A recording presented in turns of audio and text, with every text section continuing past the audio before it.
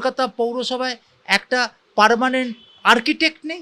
আপনি যদি একটা দোতলা বাড়ি করতে যান, আপনাকে আর্কিটেক্ট রাখতে হবে, যে ফাউন্ডেশন, বাড়ির ফাউন্ডেশন কী রকম হবে, সয়েল টেস্ট করাতে হবে, প্ল্যানের জায়গায় এলবিএস এর সই করাতে হবে। তো আমার প্রশ্ন ছিল ফিরহাদ হাকিমের কাছে, যে এমন নয় যে আজকে আমি বেসুরো, আমি প্রথম দিন থেকে বেসুরো, কারণ আমি দেখেছি যে কলকাতা পৌরসভার কোনো ইনফ্রাস্ট্রাকচার নেই। সেই কারণে বারবার প্রশ্ন করেছি। আর্কিটেক্ট অ্যাপয়েন্ট করার কথা বলেছিলেন হবে। একটা কলকাতা পৌরসভার 20-25টা আর্কিটেক্ট থাকবে না, যারা এই সমস্ত বিল্ডিংগুলো, গজিয়ে ওঠা বিল্ডিংগুলোকে পরখ করে দেখবেন? আমি প্রশ্ন করেছিলাম যে এলবিএসগুলো সইতে আজকে প্ল্যান স্যাংশন করছেন, এদের নজরদারি কে করবে? বলা হয়েছিল এখন সব অনলাইনে হয়, অত নজরদারির প্রয়োজন নেই। সব প্রশ্ন, এমন নয় আজকে হেরে গেছে বলে আমি বেসুরো কথা বলছি। আমি একমাত্র কাউন্সিলর, সব দল মিলিয়ে বলছি যে বারবার প্রশ্ন করেছি ইন হাউস যে এটা হচ্ছে, কিন্তু কেউ কথা শোনেননি। হকার নিয়ে বলেছি, কলকাতার জল যন্ত্রণা নিয়ে বলেছি, আর বাড়িঘর নিয়ে তো বলেছি, কিন্তু আমার মূল্যায়ন করা হয়নি। আমার মূল্যায়ন মানে আমাকে পদ দেওয়ার কথা বলছি না, আমার প্রশ্নগুলোর মূল্যায়ন। যে যদি আজকে মূল্যায়ন করতে হতো না, আজকের দিনটা হতো না। এই তারাতলা, গার্ডেন রিচ, এই যে মানুষের লাশগুলো বেরোচ্ছে, কি নিদারুণ কষ্ট। গরিব ঘরের পরিবারগুলো রুইন্ড হয়ে যাচ্ছে, হারিয়ে যাচ্ছে, তাদের কান্না, তাদের হা হতাশ, এগুলোর তো একটা মানে আপনার বিবেক যন্ত্রণা তো হবে। আপনি নয় মেয়র না হতে পারেন, আপনি এমআইসি না হতে পারেন, কিন্তু সামান্য কাউন্সিলর হিসাবেও তো আমারও তো একটা বিবেক আছে না? বিবেক শুধু ফিরহাদ হাকিমের আছে আর ওই এমআইসিগুলোর আছে? বিবেক তো আমারও আছে। আমি কালকে খুব যন্ত্রণা পেয়েছি। গত দুদিন ধরেই ওই ছবিগুলো, মুখগুলো দেখছিলাম আর পরিবারের কান্নাগুলো শুনছিলাম টিভিতে। তো আমার মনে হয়েছে এনাফ ইজ এনাফ, একটা শেষ করা দরকার। কারণ এই দলে ছিলাম, সবাইকে থ্যাংক ইউ বলেছি কালকে, সেই কারণেই দল এবং প্রতীক দুটোই ছেড়ে দিয়েছি। উত্তর কলকাতার সংগঠন নিয়ে অনেক কথা হয়। সুদীপ বন্দ্যোপাধ্যায় তিনি দায়িত্বে ছিলেন, নয়না বন্দ্যোপাধ্যায় আপনার এমএলএ, বিধায়ক এই এলাকার, কিন্তু তাকে নিয়েও প্রচুর অভিযোগ রয়েছে। এই মুহূর্তে দাঁড়িয়ে নয়না বন্দ্যোপাধ্যায়কে ভোটের পর আর দেখা যায়নি এলাকায়, মূলত এটা অভিযোগ রয়েছে মানুষের, এবং এটা সত্য প্রমাণিত হয়েছে। সুদীপ বন্দ্যোপাধ্যায় তিনি তৃণমূল কংগ্রেসের প্রেসিডেন্ট ছিলেন উত্তর কলকাতায়। এই দুজনকে নিয়ে এই মুহূর্তে আপনারা কাউন্সিলর হিসাবে সন্তুষ্ট ছিলেন? দেখুন, আপনারা সবাই জানে আমার সাথে ওদের কী সম্পর্ক। আমি কালকের সভায় গেছিলাম বটে, কিন্তু আমি কুণালদারকে বলার সুযোগ পাইনি। কথা হলে যদি কখনো দেখা হয় বলবো। আজও দাঁড়িয়ে উত্তর কলকাতার যে কাউন্সিলর গ্রুপ আছে সেটা নিয়ন্ত্রণ করছেন সুদীপ বন্দ্যোপাধ্যায়। কেন? সুদীপ বন্দ্যোপাধ্যায় সাংসদ ছিলেন, কিন্তু এই মুহূর্তে তিনি এনসিপিআইতে, ন্যাশনাল সিটিজেন পার্টি অফ ইন্ডিয়াতে, তৃণমূলে নেই। কিন্তু তৃণমূলের যে উত্তর কলকাতার কাউন্সিলরদের গ্রুপ, তার অ্যাডমিন হয়ে সুদীপ বন্দ্যোপাধ্যায় রয়েছেন। কুণালবাবু দেখবেন না উত্তর কলকাতার সভাপতি হয়ে? যেহেতু আমি কথা বলেছিলাম কিছুদিন আগে, তার বিরুদ্ধে আমাকে রিমুভ করে দিয়েছেন, রিমুভ ফ্রম দ্য গ্রুপ। এখনও হোয়াটসঅ্যাপ গ্রুপ খুললে দেখা যাবে আমি রিমুভড বাই সুদীপ বন্দ্যোপাধ্যায়। কেন? সুদীপ বন্দ্যোপাধ্যায় এই মুহূর্তে তৃণমূল কংগ্রেসের কি কোনো পদে নেই, তিনি তো এনসিপিআইতে যোগ দিয়েছেন। তাহলে তিনি আমাকে রিমুভ করার কে? যন্ত্রণা আমার আছে। আজকেও উত্তর কলকাতার এআইটিসি গ্রুপ আছে, সেই এআইটিসি গ্রুপের অ্যাডমিন হচ্ছে এমন একজন ছাত্র নেতা। কদিন আগেই সুরেন্দ্রনাথ কলেজে লক্ষ লক্ষ টাকা, উইতে টাকা, বেডরুম সব সুরেন্দ্রনাথ কলেজ দেখা গেছে, সেই কলেজের এক ছাত্র নেতা সেই এআইটিসি গ্রুপের অ্যাডমিন। কুণালবাবু ব্যবস্থা নেবেন না? আর কবে নেবেন? কুণালবাবু তো বলছেন যে স্বচ্ছতার সাথে চালাবেন।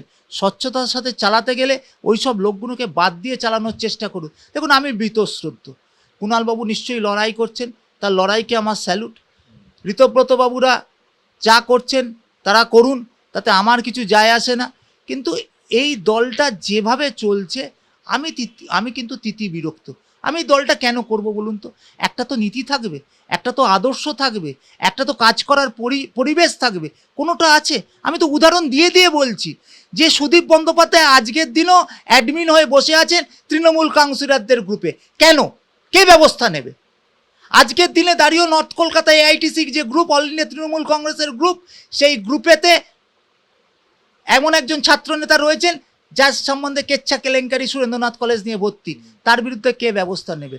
আর তারাতলার ঘটনার পর কি দেখলাম, যে লোকটাকে অন রেকর্ড বলেছেন আমাদের মুখ্যমন্ত্রী, রাজ্যের মুখ্যমন্ত্রী শ্রী শুভেন্দু অধিকারী, যে প্রাক্তন মহানাগরিক ফিরহাদ হাকিমের নির্দেশই বলুন, অঙ্গুলি এলোনেই বলুন, তার মত নেই এমন একটা ত্রুটিপূর্ণ নকশা কলকাতা পৌরসভা মঞ্জুর করেছেন, যার জন্য এই দুর্ভোগ করেছেন। সেই মহানাগরিক বসে আছে ঋতবাবুদের সভায়। মেসি কাণ্ড যিনি ঘটিয়ে আমাদের ক্রীড়াপ্রেমিকদের। এই প্রশ্নটাই আমি আসবো। বিশ্বরূপদা, আপনি ক্রীড়া বা অ্যাডমিনিস্ট্রেশন সামলেছেন, বড় বড় জায়গায় সামলেছেন, ভারতীয় দলের ম্যানেজার ছিলেন, বড় ইভেন্ট দেখেছেন।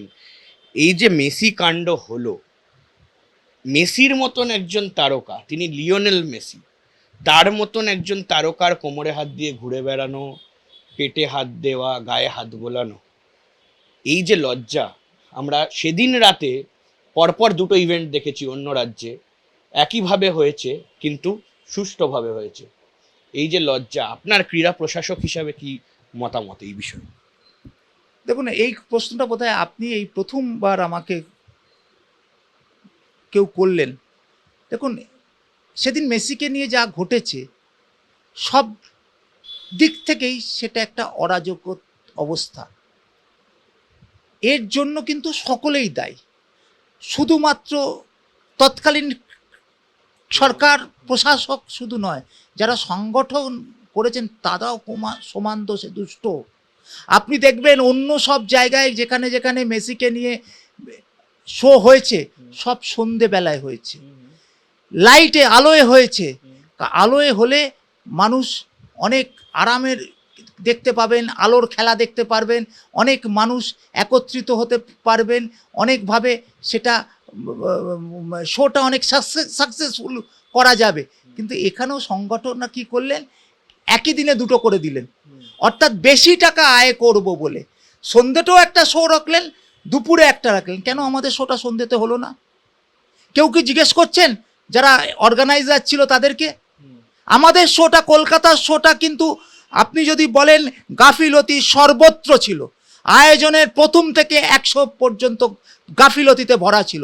কেন আমাদের শোটা সন্ধেবেলায় হবে না? মেসির টিকিট কি আমাদের এখানে কম দাম ছিল? ছিল না।